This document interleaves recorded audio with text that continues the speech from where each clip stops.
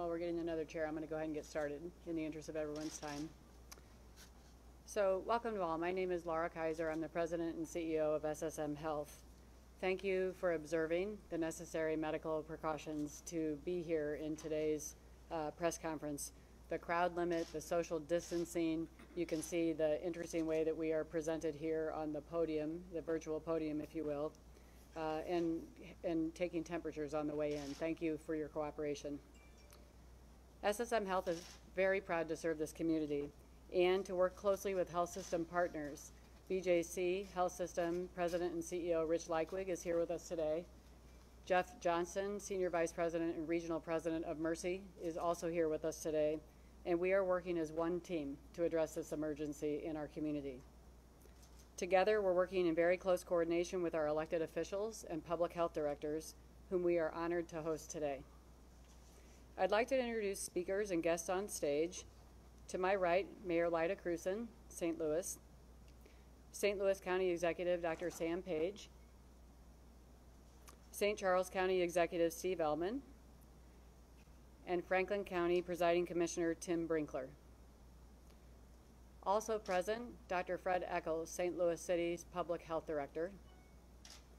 And also in attendance is SSM Health's Chief Medical Officer, Dr. Alex Garza, BJC Chief Clinical Officer, Dr. Clay Dunnigan, and Mercy Chief Quality Officer, Dr. Keith Stark. Together, these three doctors are providing real-time medical expertise to our public officials while serving in critically important roles within their own respective health systems. This is a public health emergency, the likes of which none of us have seen in our lifetimes. As a citizen, I thank all of the leaders present today for working together to coordinate this response. I'd like to turn this over to Mayor Krewson. Thank you, Laura, and thanks to all of you for being here today for this very important discussion. Our unified focus right now is on the health and safety of everyone who lives in the St. Louis region. In response to this crisis, our teams have come together as a regional team to coordinate as much as we possibly can on response to this crisis and ensure that the public has information in a consistent and in a clear way. On Sunday, we all met as a team and agreed to restrict events and gatherings across the St. Louis region to no more than 50 people. This was based on CDC guidance at the time, and the CDC's guidance and our restriction remain in place today. We also recommended that schools across the region close no later than tomorrow. And as most of you know, most schools are closing either today or tomorrow in this region. And this is a decision that the schools also came to themselves. I want to thank all of our school and faith leaders, business owners, healthcare providers, and importantly, our residents and our businesses for rallying together to follow these very important guidelines. At this time, there is nothing more important than maximizing social distancing and slowing the spread of the COVID-19 virus. As a unified regional team, we have made some additional decisions about public health measures that will be in effect over the next few weeks. You'll be hearing more about those in a minute today. But you can expect to see more information about how bars and restaurants will be handled in the next few days, and certainly about the social distancing required to keep all of us safe. I think today's press conference is a great example of practicing that social distancing. Although we all may feel a little weird up here, we're used to standing together, this is a very important effort that we're all making today to practice what we're preaching. And so with that, I'm going to turn this over to County Executive Steve Ellman, who has a few comments next. Thank you all so much.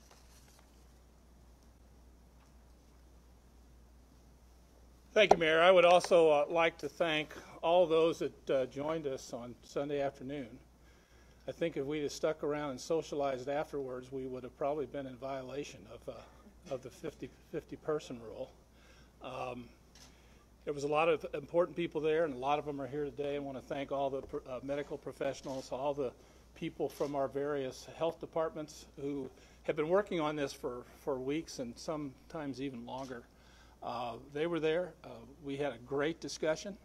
Lasted about 2 hours. We didn't agree on everything to begin with, but by the time we left, we had agreed on what the next step should be, and the mayor already suggested one of them was to advise our schools to close, and they have all done that. And the other important thing is, excuse me, the other important thing that we talked about then, and something we've been working on the last 3 days, is closing the gaming boats. The medical professionals have advised us that the people at those gaming boats were probably among the most vulnerable because of their age, because of possible prior medical conditions. And today, of course, we found out that the Gaming Commission has closed the boats, and I think that's a tremendous move forward, and I think it's important for 2 reasons. Number one, the mayor was on a call with the governor that very day. I talked to the governor yesterday. We've had several discussions with people at the Gaming Commission, and I think we finally got through to them that this is the important thing to do. And that shows, number one, we can work together and we can have victories here. They may be small, but right now people are wanting to see us working together. I hope they're going to be happy to see that at least on this first effort we were successful, because that's important. The other thing that I think is really important about the gaming boats, and we got a lot of folks out there, small businesses especially, shoot, just about everybody, but small businesses are going to be really, really impacted by this type of regulations we are putting out there. And of course, we don't intend to hurt anybody. We're doing what's in the best interest from a health standpoint, but we're going to have a lot of suffering by small businesses. I want to make sure every one of those small businesses understands it's not just the little guy that's going to be suffering here. The gaming boats are probably the most powerful lobby in Jefferson City. They probably have the ability to fight this more than anybody else does. And I want everybody to understand, every small business person who's suffering, every person who is a server at a restaurant who may not have a job next week, I want them to understand that we are going to work hard to make sure that the rules and the problems we're creating for those small businesses, that the big boys, the gamers and others are going to be held to the same standard. And we, of course, want to thank the Gaming Commission and the governor for taking that step. And Mayor, what's the next project? Sam, I guess, is going to let us know. Thank you. Thank you both. And Steve, I appreciate your leadership in addressing the issue with gaming boats. We understand, of course, that we have a lot of tend to be older folks, and some of them perhaps not quite as healthy as they would like to be, who are also part of that population, and we want to look out for them as well. But as a medical doctor, I certainly understand how the coronavirus is impacting our community. We all are prepared. This is a serious challenge. We are working together, our regional leaders and our health community. The role of St. Louis County in this crisis has been to prepare, to educate, and to respond. And our response so far has been to limit the spread of this virus in our community. But we must stay ahead of it. We must base our actions on the advice of public health experts and the leadership of our hospital systems. And they are telling us about social distancing techniques. You've all heard about it, and you're seeing it today as a visual. Today I signed an executive order that requires every place of public accommodation in St. Louis County to institute social distancing measures. As much as possible, with their employees and their customers. I think it's safe to say that everyone is familiar with social distancing, but it merits repeating. Make sure you're standing 6 feet apart. Avoid close face-to-face contact whenever possible. Hold your meetings online, video conference, or over the phone whenever possible. I hope everyone is taking these measures in everyday life. It's not easy, but it's necessary, and we'll do it. Public health experts have told us that changing the restrictions on restaurants and bars will save people's lives. We see that happening all over the country and even here in the Midwest. So today I signed an executive order that will require county restaurants and bars to offer food and beverage to their customers only through delivery service, window service, walk-up service, or drive-through. These new restrictions will go into effect on midnight Thursday. This is not a decision that I took lightly. I spent much of the morning talking with small business owners and restaurant owners. I wanted to understand what toll this will take on them, and we understand, and we get it. As County Executive Ellman said, this touches everyone from the largest casino to the smallest business owner, and we'll get through it together. It'll be hard on service workers, and it will permanently impact our small business community. But our public health experts tell us that it is necessary, and when experts talk, we have to listen. I firmly believe that this is a kind of serious, responsible measure that our community needs at this time. I've been encouraged by our meetings with our region's leaders this weekend and even today. We were on the phone this morning for an hour and yesterday morning for an hour as well. Our community is coming together and we're working together. This weekend, people of every faith worshiped in smaller groups, government leaders set new standards, and our public and private schools made important decisions. We must keep working together, and together we will overcome this and work through this. Thank you.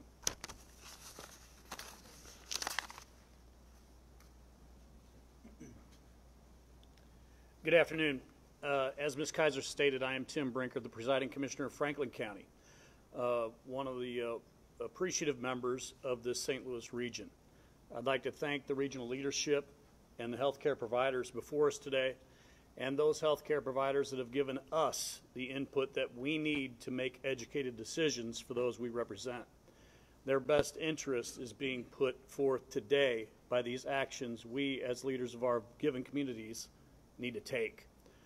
In Franklin County, less than 30 minutes ago, we've adopted the carry-out, take-out, food-only commission order, and in accordance and in concert with our region and where we're going to go.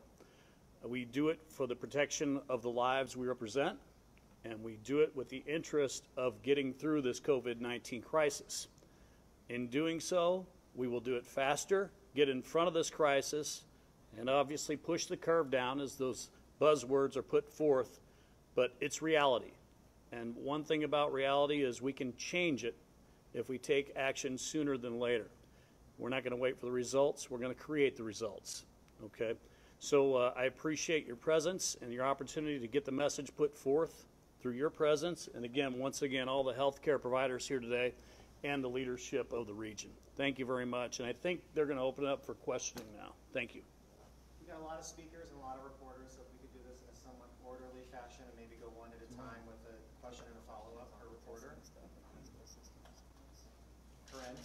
Mayor Krewson, could you speak to whether these same restrictions will be put to restaurants and bars in St. Louis City? Yes, St. Louis City, we came together to make this decision jointly. St. Louis City will also be going at midnight on Thursday to take out, carry out, curbside, drive-in, window, only for restaurants. And will there be any enforcement of this? How this would be enforced for both bars in St. Louis City and St. Louis County as both of you guys? Well, certainly we have to get the word out, which I think we appreciate all of you helping us do that.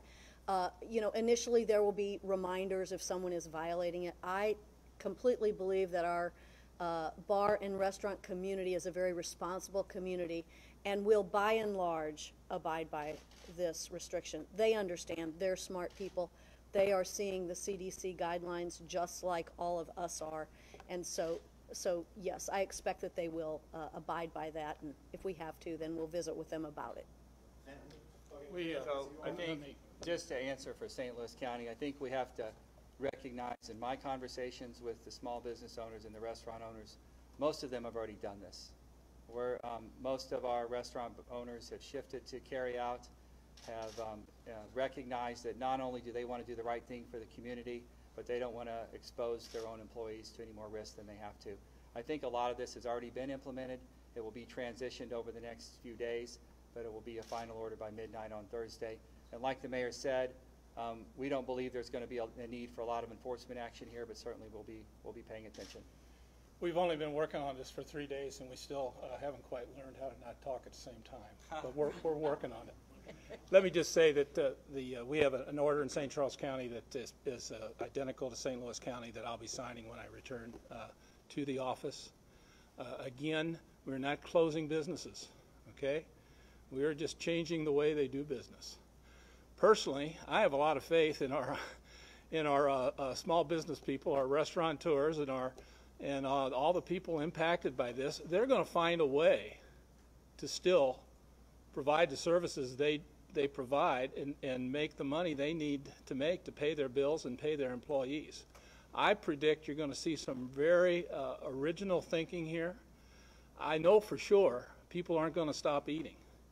And I've got a bad habit of eating out, and I don't think I can cook more than 1 or 2 things. So I'm still going to be eating out, and I think most of you are too. So we need to cooperate with them, but let's have some confidence in here. There's some smart people out there. They're going to find a way to do everything we ask them to do for the health and safety of the public and still provide that service. I think what we'll also see is we'll see some restaurants step up with curbside service when it wasn't a big part of their business in the past. We've already seen a little bit of that, and part of our executive orders will remove restrictions to curbside service or drive-up service that would have otherwise been in place by other limits. Did you have a question? Yes, so you guys have been working for days on this subject matter, but talk about St. Patrick's Day. Was there any push to get out ahead of this before the crowds gather on St. Patrick's Day? And then the follow-up is, what do you do now? Because hundreds of them might run out there and get it in now instead of later, and then that's probably going to harm. So those 2 questions. So I think it's important to remember that on Sunday we put in place the 50-person limit.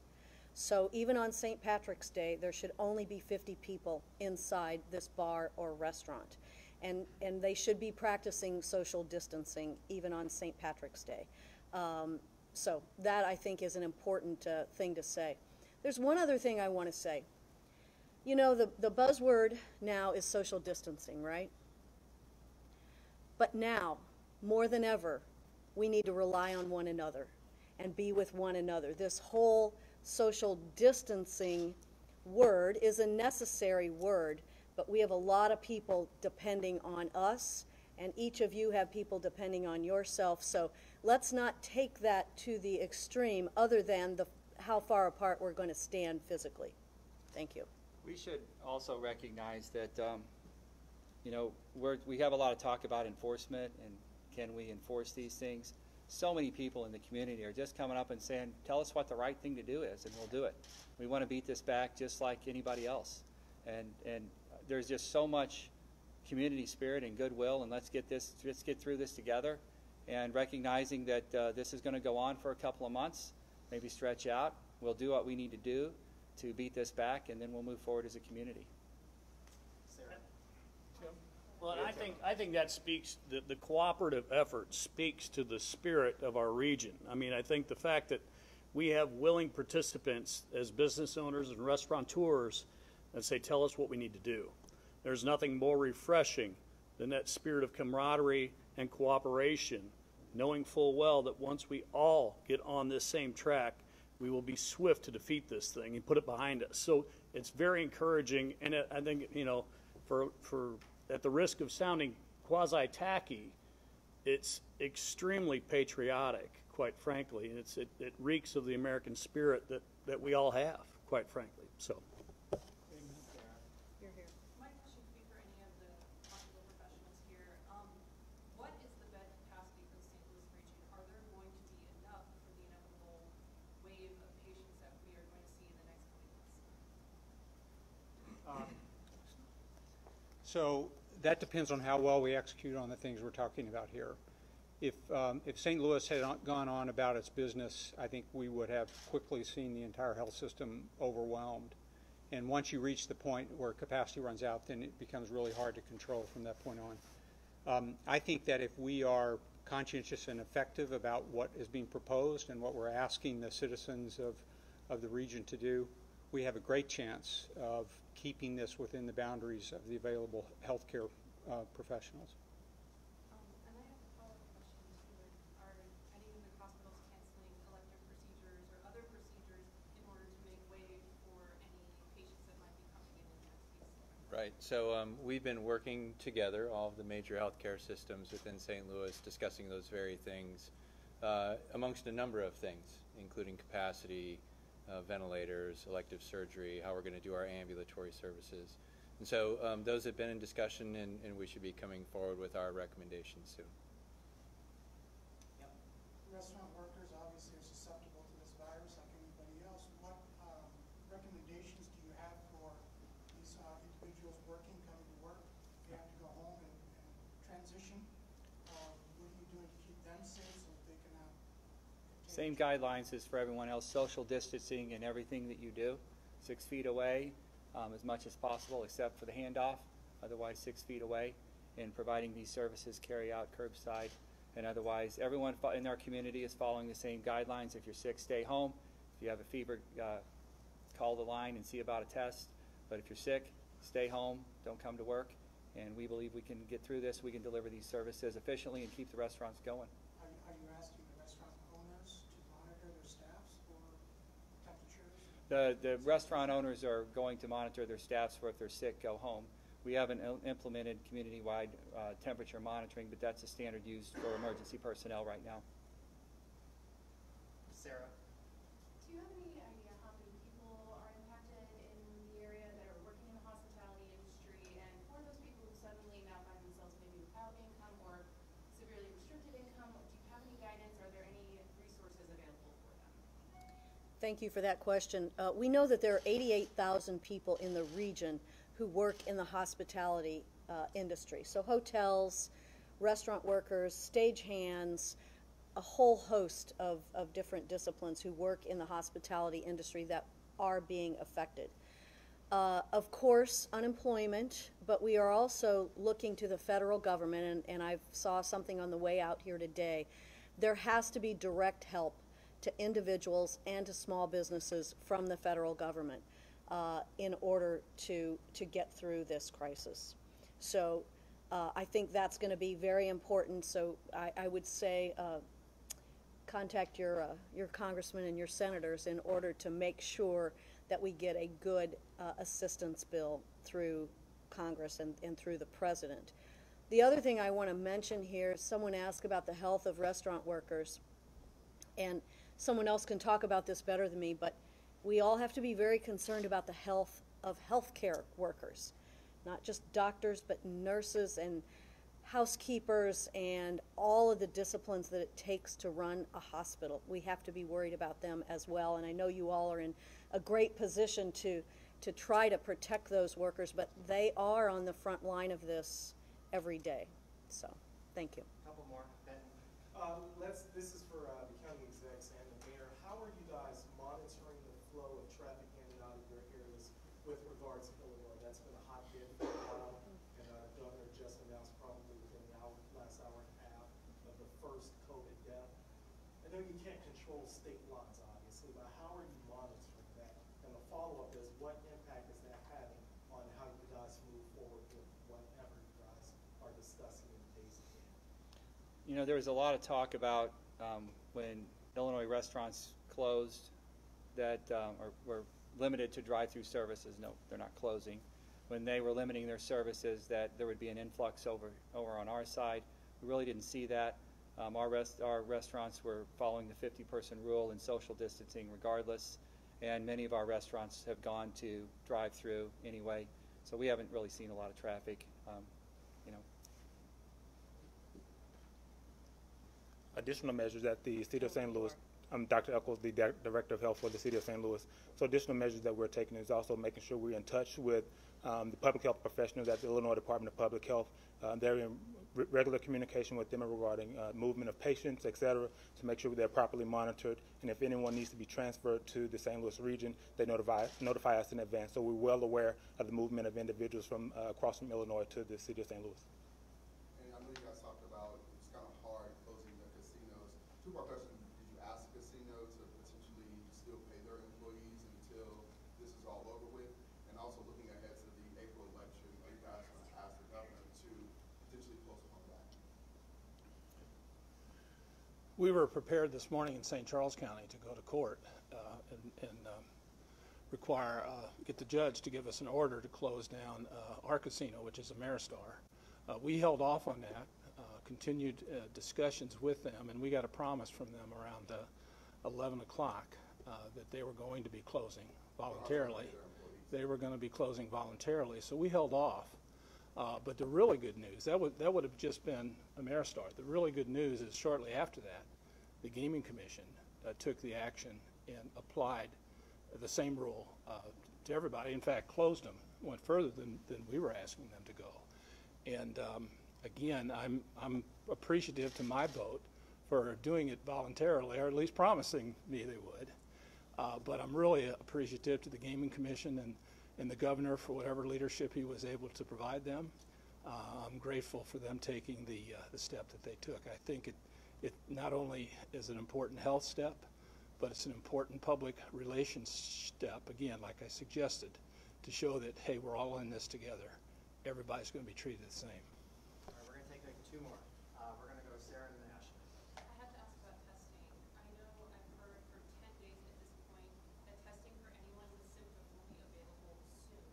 What's the timeline for that, and at what point will anybody with symptoms be able to get a test? Like what date? So, great question. The realities around the availability of the supplies has been the limiting factor around testing. All different avenues are being employed at this point, from commercial labs to the CDC releasing more and more testing kits on a daily basis. So things are ramping up. Certainly we would have loved to have been able to do testing on a much more of a demand need earlier. I wish I could tell you exactly, but what I will tell you is when we hear these things, it's not always delivered on the day that they're promised. I think everybody's trying to do the right thing and deliver them as quickly as they can. The testing we've also developed a regional-wide approach to where we would put the testing, and I say testing, it's really the collection centers of the specimens. And so the three health systems have worked to determine how do we provide broad coverage to the metropolitan area. And we've done that together, and a Mercy patient can go to a BJC collection center and get their tests done and sent to the right provider. So I think it's been very collaborative how we tried to solve the problem. I understand you all have a lot of faith that the business owners will follow this mandate. If you do have a rogue business owner that decides to not follow it, are there any protocols or steps in place if a consumer sees a business open or have people sitting down eating that we thought about? Who should people call to report that if that does happen? We would do the same thing as I suggested we were going to do with the boat today. We sent them a letter. We put them on notice. When they opened this morning, we decided we would have to go and get a judge to order them to close. Same thing is true with when it comes to quarantines, when it comes to violating any of these things. Our health department can issue a citation, but to actually enforce that, we'll have to appear in front of a judge. And we have a procedure set up where we have a judge who's going to be permanently available to sign those orders. And we'll, of course, have to make our case to the judge. But hopefully when the judge then orders someone to do it, then the law enforcement folks can actually enforce it. Health Department, I believe. You agree, Mayor? So for the City of St. Louis Department of Health, so we're utilizing our food inspectors because they're still out in the community working with food establishments. So we're giving them information so that the restaurant owners will know exactly what our expectations are, so they'll be well aware what compliance actually means. In addition to that, we're also working with the Restaurant Association to make sure all the restaurants in the City of St. Louis receives information regarding these changes. Thanks, guys. Appreciate it. Thank you all. Thank you. Appreciate Thank it. you all. Thank you, Good Tim. job. Thank you, Sam.